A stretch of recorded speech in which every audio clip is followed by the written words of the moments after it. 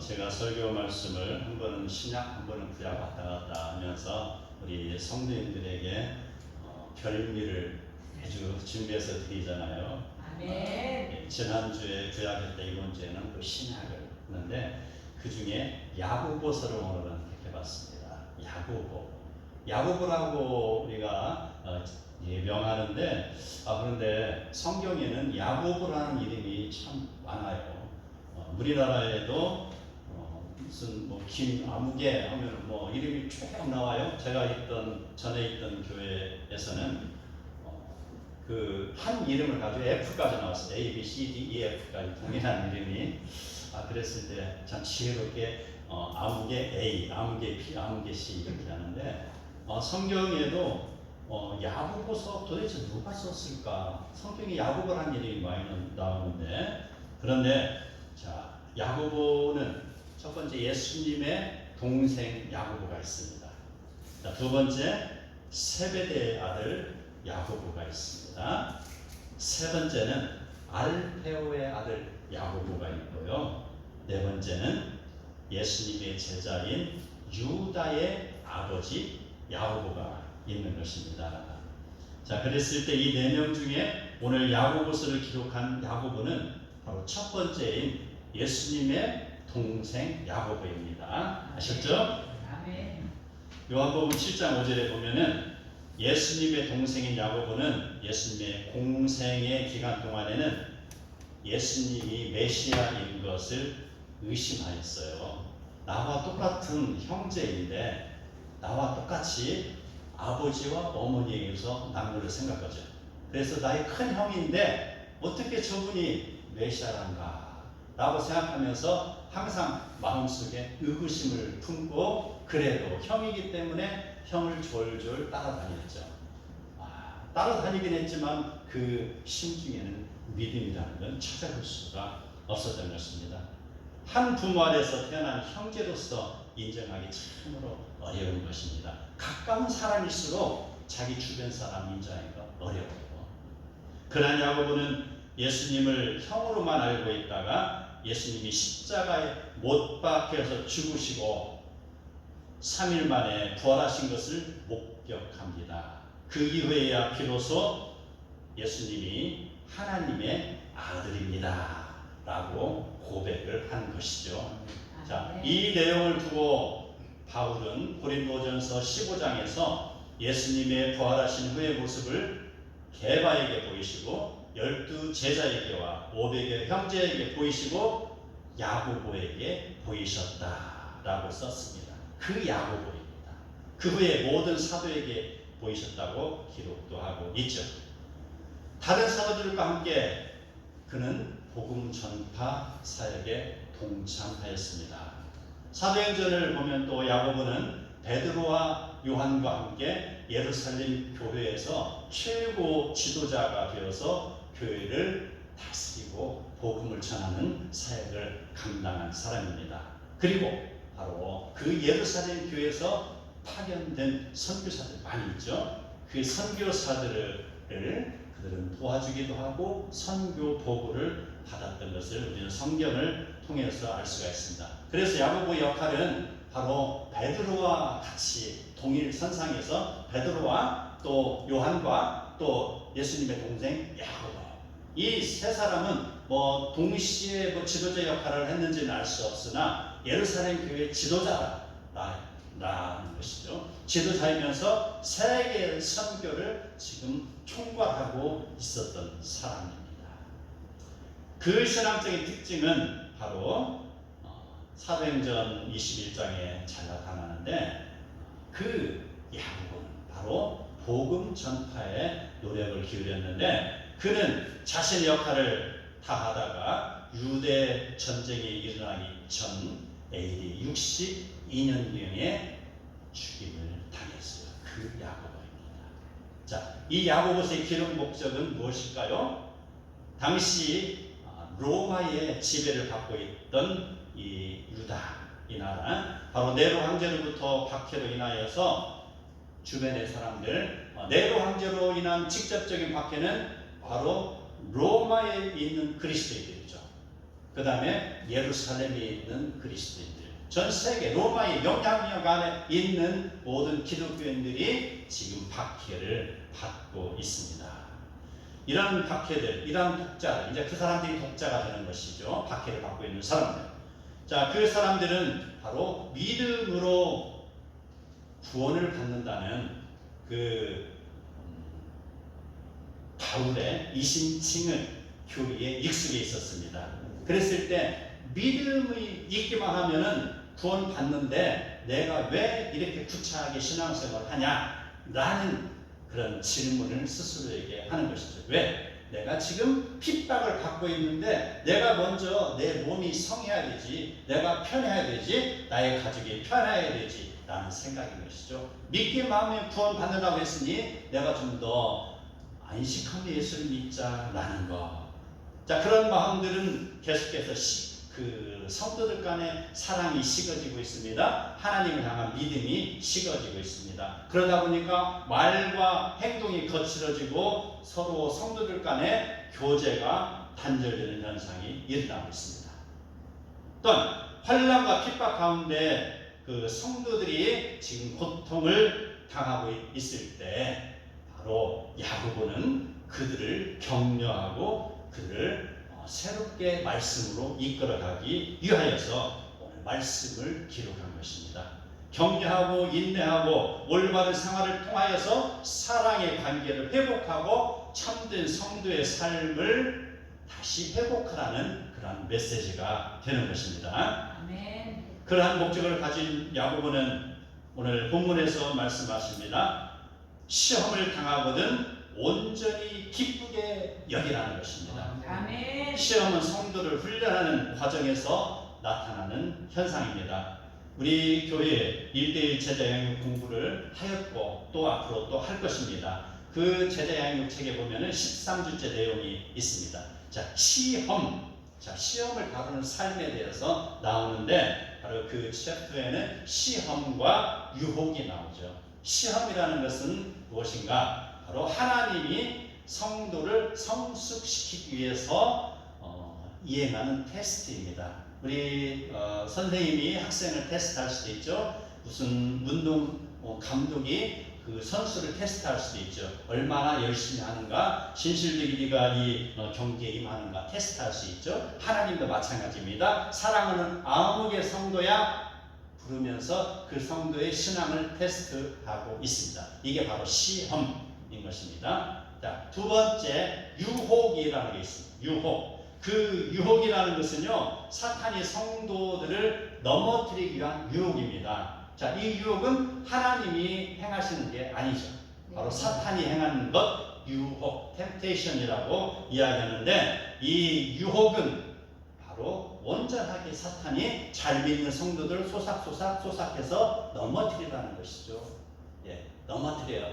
괜히 잘 나가고 있는 성도 옆에 와서 꾸대기는 거죠. 아무개 집사야 오늘 충주 어디에서 지금 좋은 대회가 있는데 거기 구경 한번 가보지 않을래?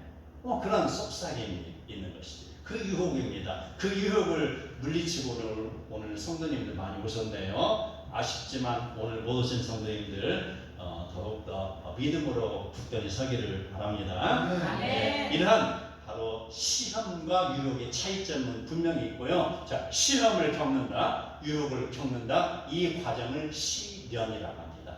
자, 이러한 과정 속에서 우리는 성도가 당하는 모든 그런 시험은요, 바로 감당할 수 있는 시험이라고 하였습니다. 그래서 고린도 전서 10장 13절에 보면은 사람이 감당할 시험 밖에는 너희가 당한 것이 없나니 오직 하나님은 믿고사 너희가 감당하지 못할 시험 당함을 허락하지 아니하시고 시험 당할 즈음에 또한 피할 길을 내사 너희를 능히 감당하게 하시느니라 라고 말씀했습니다. 자, 충분히 우리가 그 시험을 이길 수 있는 힘을 주신다는 것이죠.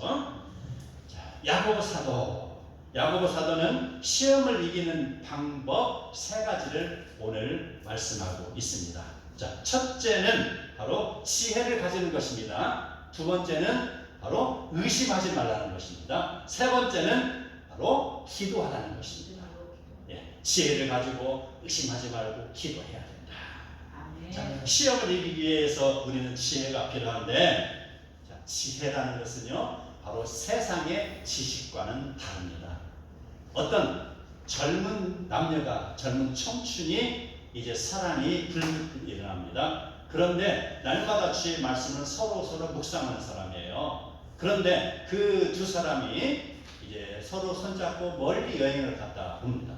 여행을 가서 그가 바로 돌아오지 않는 거, 여기서부터 지금 뭔가 잘못되고 있어요. 하룻밤 자고 온다고 치자고요. 그러면은 그 자리에서 둘이 손잡고 기도합니다. 하나님 절대 우리가 유혹에 넘어가지 않게 인도해 주세요 라고 지금 기도하는 거, 과연 이 기도가 올바른 것일까요? 물론 그 순간에 자기 자신을 다스리기 위해서 올바른 기도일 수 있어요. 그러나 성경의 이야기하는 지혜는요 그러한 자리에 가지 않는 것입니다. 아멘. 예. 내가 지금 당장에 호랑이 입에다 머리를 집어넣고 하나님 호랑이가 나를 물지 않게 나를 도와주세요라고 기도하는 것과 똑같은 이치라는 것이죠. 물론 잘 지내서 나올 수도 있습니다. 그러나 바로 성경의 지혜는 그러한 자리에 앉지 아니하며라는 것이죠. 이게 바로 지혜인 것입니다. 그 두 젊은 남녀는 바로 지혜의 결핍을 지금 당하고 있어요. 스스로 지혜의 결핍에 취해 있는 것입니다.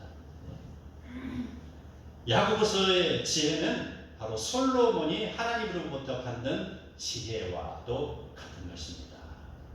잠언에 나오는 여러 지혜가 있어요. 또 성경을 우리가 공부하다 보면요, 지혜의 주체가 바로 예수 그리스도이기도 합니다. 바로 이 지혜를 가지라는 것. 자, 지혜는요 모든 사물의 근본 본질의 기능입니다. 모든 상태를 꿰뚫어 관찰하는 그런 관찰력, 관통력, 또 분별력을 가지는 것입니다. 마태복음 5장에서 예수님이 말씀하신 산상수훈, 바로 이 산상수훈은 6장, 7장에서도 계속해서 이어집니다. 예수님은 단지 5장에서 그 산상수훈을 통하여서 우리에게 계명만 주신 것이 아니에요. 지혜롭게 신앙생활을 하라는 내용이 이어서 나오는 6장, 7장의 내용인 것이죠. 그래서 그 나오는 내용인 즉슨 바로 소금과 빛으로 살아라. 그 다음에 노하지 말라, 간음하지 말라, 맹세하지 말라, 원수를 사랑하라, 구제하되 은밀하게 하라, 외식으로 금식하지 말라 라는 실천의 명령입니다. 이게 바로 지혜를 우리에게 가르쳐주는 것입니다. 이러한 실천의 명령은 바로 야고보서에서도 나타나는 것이죠. 그래서 야고보에게 주어진 말씀, 야고보를 통해서 우리에게 주어진 말씀, 바로 듣고 행하라 라는 것이죠. 차별교육하지 말라 라는 것이죠. 그 다음에 행함이 없는 믿음은 죽은 믿음이라 라고 말씀하는 것이죠. 또 말을 실수하지 말아라 라는 것입니다. 세상과 겉하지 말아라 라는 것입니다. 비방하지 말아라, 허탄할 생각을 버리라는 것들입니다. 자, 이게 바로 지혜입니다. 야고보가 무슨 어마어마하게 큰 바위덩어리라도 둥그리는 듯이 우리에게 무슨 행함이 없는 믿음은 죽은 믿음이라 한 것이 아니에요. 충분하게 우리가 실천할 수 있는 것들을 그는 우리에게 말씀하고 있는 것입니다. 그래서 이러한 것들을 통해서 우리가 그 하나님의 말씀을 따라서 예수님이 말씀하셨던 그 5장, 6장, 7장의 그 내용들과 야고보서가 지금 이야기했던 그 세상 속에서 우리가 성도다움의 삶에 실천하는 덕목과 이러한 것을 이루라는 것입니다. 그것을 이루기 위하여서 우리가 기도하라는 것이죠. 아멘. 기도함으로 우리가 넘어지지 않는다 이 말입니다. 야고보서의 실천 명령이 바로 로마서 3장 38절에 나오는 이심칭의의 내용을 무시하는 것이 아닙니다. 이심칭의의 내용에 그런 여기서 한 가지 더 하는 것이죠. 그래서 바로 바울은 믿음으로 구한다라고 말했을 때 우리에게 온전한 신학의 교리를 우리에게 가르쳐 주셨고요. 믿음으로 구원을 얻는 사람이 행해야 될 삶의 모본이 바로 야고보서에 이야기하고 있는 실천하는 삶이 되는 것입니다. 이게 바로 우리가 알고 있는 성화 단계의 믿음이 되는 것입니다. 아멘. 이러한 것들을 잘 알고 지키며 구별된 삶을 살기 위하여 야고보는 인간이 자기 위주의 편리함을 위해서 생각해 유동적인 지혜가 아니라 하나님으로부터 오는 지혜를 강조하였던 것입니다. 하나님으로부터 오는 지혜, 자, 이게 정확히 맞는 비유일 수도 있고 아닐 수도 있습니다. 자, 어떤 부자가 있었는데 그는 자기 아들, 독자 한 명 있는데 아들이 먼 나라로 지금 떠나 있어요. 장사하러 갔는지 유학하러 갔는지 모르겠지만 떠나고 있고 자기에게 종이 한 명 있어요. 그런데 아무리 기다려도 아들이 돌아오지 않습니다. 그랬을 때 자기는 이제 곧 내일 모레 참으로 생이마감할 날이 다가오니까 유언장 하나를 써서 종에게 주고 그는 죽습니다. 그 유언장을 받은 종은 그 내용을 읽어본 즉 너무너무 기쁜 거예요. 그 종이. 그래서 재미있이 보니까 모든 재산을 종에게 다 준다는 거예요. 그 주인이. 그리고 딱 한 가지 그것만 아들에게 준다 라고 하니까 이제 자기 자신은요 그 주인이 남겨준 그 유언을 받들어서 이제 자기는 그 주인의 모든 것을 소유하는 부자가 됐다라는 기쁨에 쌓여 있습니다. 그래서요 그 어디에 갔는지 알지 못하는 그 아들을 찾아서 세계 방방곡곡을 돌아다니다가 아들을 찾았습니다. 그리고 유언장을 보여줍니다. 아들은 어떻습니까? 우리 아버지가 왜 재산을 나에게 남겨주지 않고 돌아가셨대? 왜 아무런 관계도 없는 종에게 그 많은 재산을 다 남겨주고 나에게 딱 한 가지만 준다고 했을까? 라고 이제 슬픔에 젖어 있습니다. 그러다가 문득 생각이 났습니다. 어렸을 때 배웠던 말씀을 가르쳤던 랍비를 찾아가죠. 랍비에게 그 유언장을 보여줍니다. 랍비가 묵묵히 보다가 그 청년에게 이야기합니다. 맞다! 너희 아버지가 참 지혜로운 분이구나. 왜 그러십니까? 야, 이 사람아, 한 가지는 바로 아들에게 준다고 했지 않는가? 그 종에게 다 주고 너는 그 종만 소유하면 되는 거야. 그 모든 재산 하나도 허비하지 않고 다 너희 것이 된다는 거 아닌가? 이게 바로 지혜입니다. 물론 세상 속에서의 지혜일 수도 있어요. 그러나 바로 순간적으로 하나님이 그에게 주신 지혜라고 생각할 수 있는 것입니다. 이러한 지혜의 모습은 우리 일상생활 속에서도 얼마든지 나타날 수 있는 것입니다. 성도의 그런 삶은 바로 이러한 지혜로움을 통해서 우리가 날마다 기쁨의 생활을 해줄지 믿습니다. 자, 우리는 바로 성령의 감동에 의해서 살아야 됩니다. 성경은 우리를 바로 성령을 통해서 우리를 감동을 주시는데 성경을 통하여서 우리를 지혜로 교육하고 있습니다. 고린도전서 10장 12절을 보면은 선줄로 생각하는 사람은 넘어질까 조심하라 라고 했습니다. 사탄은 항상 무는 사자처럼 성도를 넘어뜨리려고 달려들고 있습니다. 지혜 있는 사람은 하나님의 말씀을 경청하며 지키는 사람입니다. 그러한 삶을 살 때 넘어지지 않냐고 늘 깨어 있어서 올바른 신앙생활을 누릴 수 있는 것입니다. 그렇기 때문에 야고보는 시련을 온전히 이기기 위하여 하나님으로부터 오는 지혜가 필요하다고 말하고 있는 것입니다. 그 지혜는요, 어떠한 세상의 그런 과학이나 지식이나 철학이나 선행이나 어떠한 스포츠나 예술이 아닙니다. 바로 하나님의 뜻을 깨달아서 그리스도인으로서 의로운 생활을 하도록 하는 하나님이 주시는 지혜인 것입니다. 야고보서 1장 5절 함께 읽겠습니다.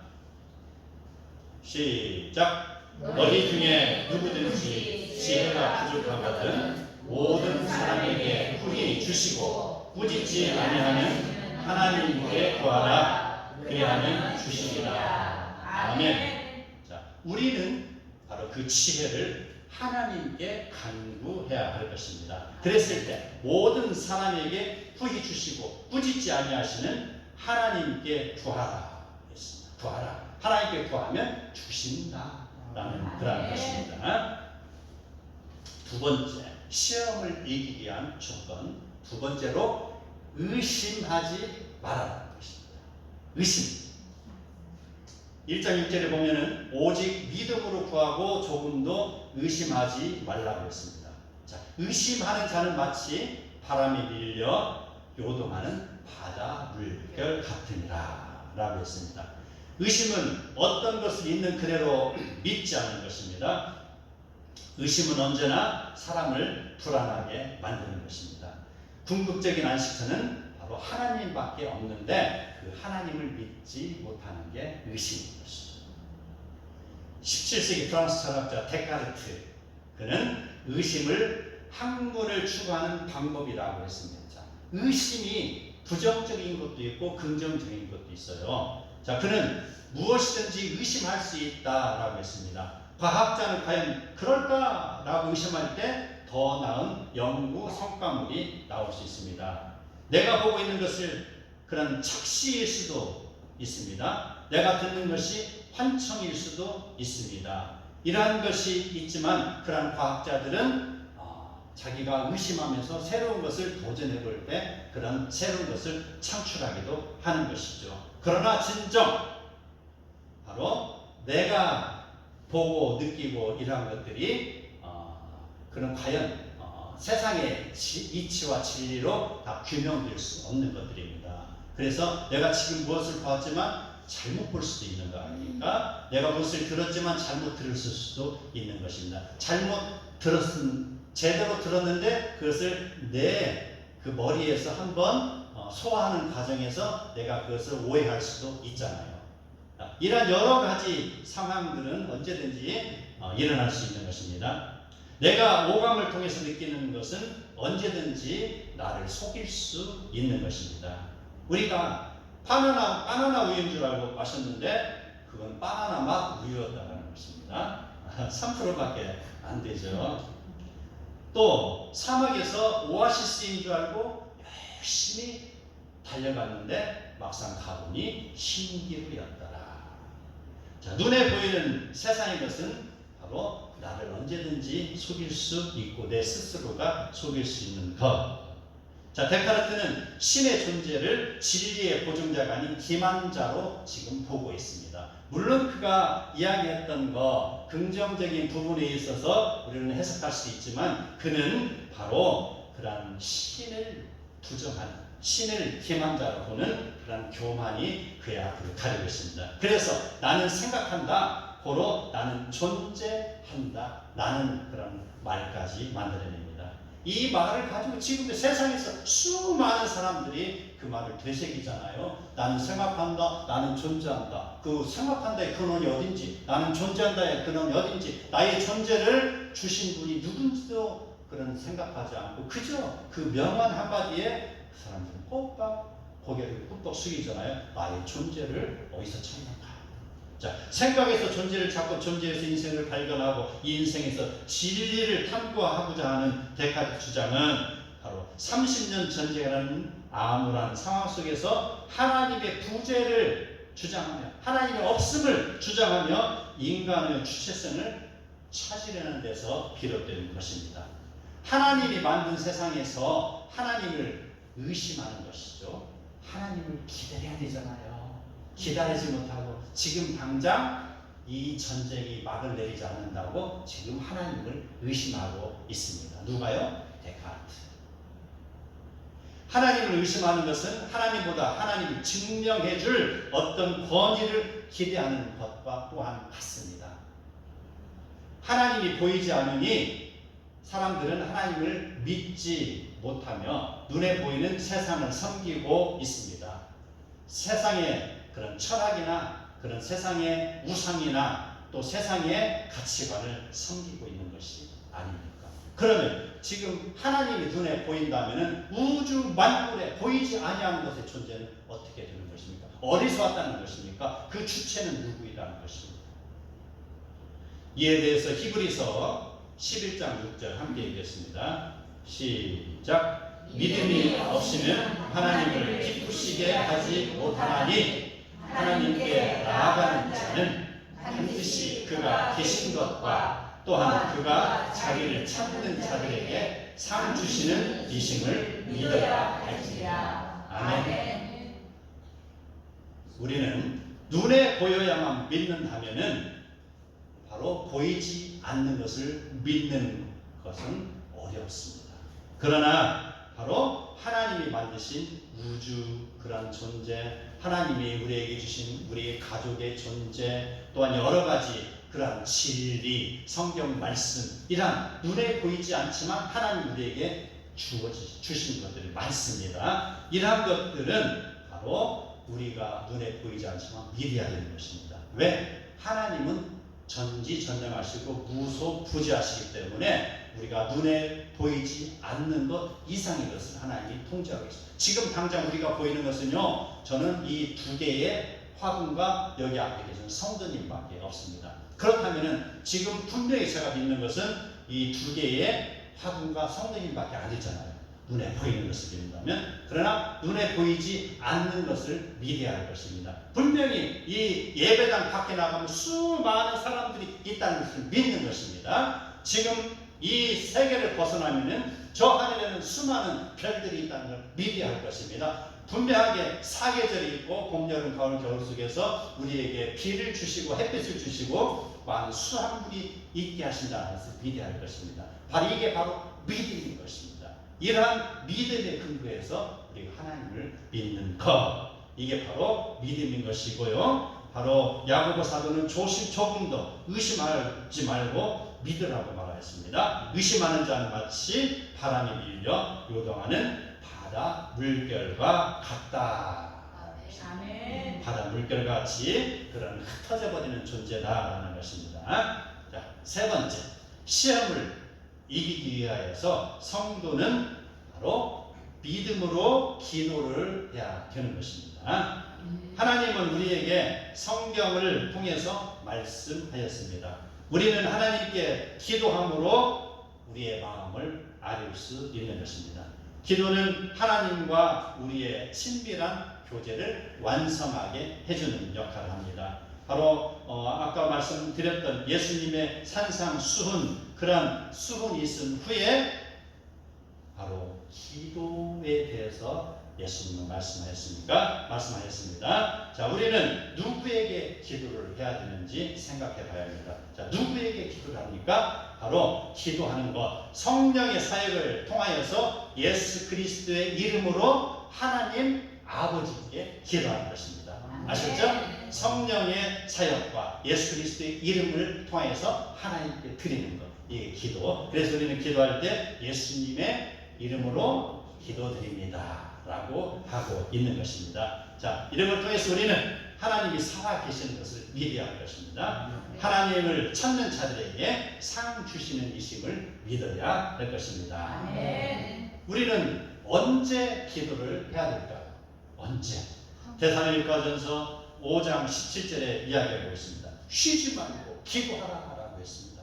저 이 말을 대학교 다닐 때 굉장히 풀리지 않는 난제였습니다. 이 말이 도대체 하나님은 우리에게 잠도 자지 말라는 것인가? 하나님은 우리에게 공부도 하지 말라는 것인가? 하나님은 우리에게 직장생활도 하지 말라는 것인가? 이렇게 제가 의문을 가졌던 적이 있습니다. 쉬지 말고 기도하라. 자, 그 의미를 우리는 잘 이해해야 돼요. 나의 삶이 바로 하나님의 영광을 위한 삶이 되는 것, 하나님의 영광을 위해서 내가 지금도 예배드리고, 내가 지금도 공부하고, 내가 지금도 밭에 나가서 일을 하고, 내가 장사도 하고, 내가 열심히 운동도 하는 것, 이게 바로 내 삶이 기도하는 삶이 되는 것이죠. 삶의 목적이 하나님의 영광을 향해서 달려나갈 때 내가 바로 기도하는 것이며, 이러한 삶을 꾸준하게 지속될 때 내가 쉬지 말고 기도하는 것이 되는 것입니다. 그러한 내용도 있고요. 또 쉬지 말고 기도하라는 거에 직접적인 우리에게 가르침은 우리가 새벽부터 기도를 하잖아요. 새벽부터 바로 중간에 또 오전에 나와서 또 성경도 읽고 성경 공부도 하고요. 또 저녁 때는 또 모여서 기도도 하고 있잖아요. 자, 새벽에 나와서 기도하는 사람, 새벽부터 하나님의 말씀으로 철저히 묵상하는 사람, 하루의 삶이 흔들림이 없습니다. 바람에 밀리고 그런 바다의 파도에 밀려가는 그러한 존재가 아니고요. 우리가 삶의 주체가 되어서 이 세상을 힘차게 살아나갈 수 있는 것입니다. 이게 바로 쉬지 말고 기도하는 삶이 되는 것입니다. 네. 왜 우리는 기도를 해야 될까요? 왜? 하나님이 이루어 주실 것을 믿고 기도하시기 바랍니다. 자, 기도했는데 지금 당장 이루어지지 않는다고 어떤 사람을 실망해서 떠나버렸습니다. 지금 당장 내가 선교 현장으로 가서 참으로 복음을 전했는데 그곳에 하나님 역사가 일어나지 않는다고 아무개는 세상으로 떠나버렸다. 대만은 세상으로 떠나버렸다. 내가 지금 그 선교 현장에서 지쳐가지고 내가 피곤하다, 내가 좀 더 쉬이 삶을 살아야겠다라고 생각하면서 세상으로 떠나버렸다. 내가 지금 하나님을 믿은 지 얼마 안 됐지만 내가 간절한 마음으로 하나님께 기도드렸는데 하나님이 왜 나의 기도를 들어주시지 않는가 라고 생각하면서 마치 대마처럼 그 집으로 떠나버렸습니다.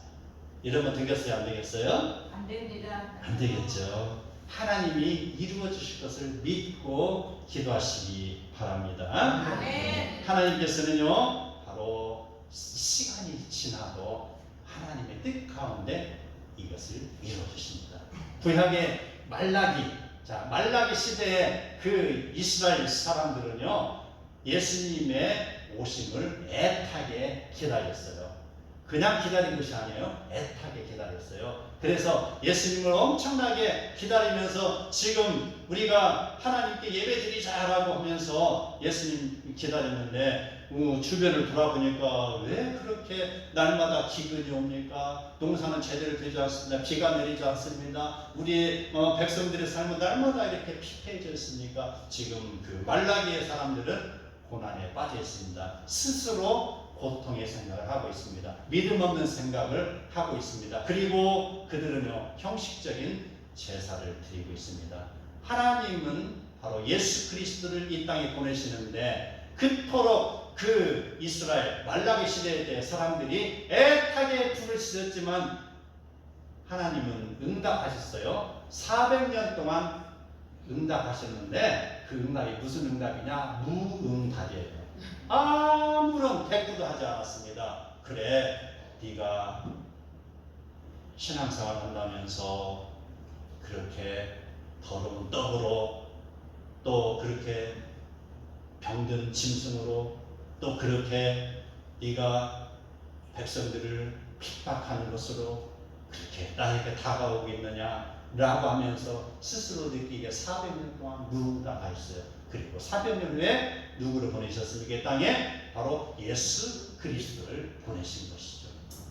이것은요, 우리 인생은 지금 당장 무엇이든지 이루어야 된다고 믿고 있지만 하나님의 시간은 바로 하나님의 뜻에 합당한 이루어지십니다. 이게 바로 카이로스의 시간이에요. 그러나 우리는 답답하고 지금 당장 이루어져야 된다. 지금 당장 내 삶의 현장에서 이게 이루어져야 된다. 이게 바로 크로노스 시간을 살아가고 있는 우리 인생이라는 것이죠.